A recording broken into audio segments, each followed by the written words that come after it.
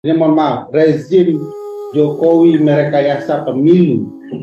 Kalau kita semua bersama, saya pikir dia tidak akan mampu melakukan apapun.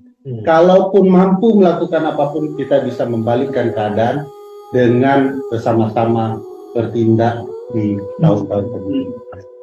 Nah, ini kan gini, di ruang ini luar biasa berani. Keluar dari pintu itu udah lupa Jokowi sedang melakukan berbagai hal untuk melakukan kecurangan. Kalau terhadap Demokrat saja dia bisa bermain-main, ini partainya mantan presiden loh. Bukan partai berkarya atau yang berkarya mantan anak presiden juga sudah lama itu. Bukan partai yang Republik Satu dan lain-lain. Jadi kita harus lakukan sesuatu bersama-sama mengawal ini secara baik-baik. Jadi saya percaya itu Mas Alif, Pak Sekjen, untuk melakukan secara bersama-sama.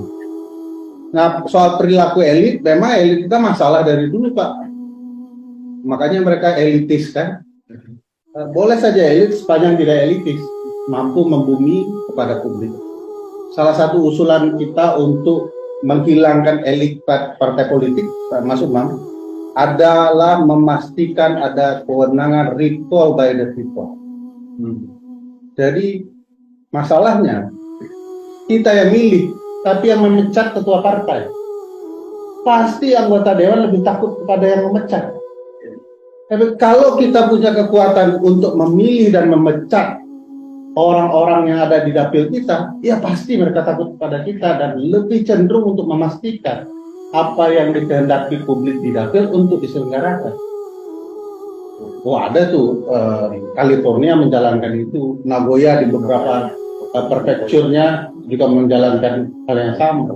Kita bisa, jangan seperti saya tidak tahu Bang Refin bela kasus Mulan Jamila, wanita terseksi di dunia berdasarkan lagunya sendiri, Pak. Ya kan ya? Pernah dengar lagu lah? Tapi tidak tahu lagunya. Jadi beliau itu kan urutan kelima, tapi 4 ini dipecat oleh Pak Prabowo supaya dia bisa jadi anggota 1 hari sebelum sumpah. Siapa yang mengawal kasus ini? Tidak ada. Kita teriak-teriak, orang sudah semua yang berlalu biarkan berlalu. Kasusnya dinaikkan. Bahkan ini bukan kasus satu-satunya, ada di Sulawesi, beberapa provinsi, ada juga di Depok kasus PKB. Nah, ini semua rekayasa pemilu yang kemudian merugikan kita, apalagi rekayasa terkait partai yang akan menghambat pencalonan beberapa orang calon presiden. Dan ini perlu dikawal baik-baik dan kita perlu mawas. Tidak cukup konten Refli Harun untuk mencerdaskan publik di tahun gersang pemilu ini. Di zaman Vivere Coloso demokrasi kita. Kalau kita berhasil menjaga, maka kehancuran tidak akan datang. Tapi kalau zaman Vivere Coloso ini dibiarkan, saya yakin demokrasi kita akan kembali mundur jauh ke belakang. Bahkan bukan tidak mungkin lebih buruk dari zaman Orde Baru. Karena sekasar ini permainan, sekasar ini perbuatan, dia acuh saja. Saya yakin ini tidak ada mentalitas moral.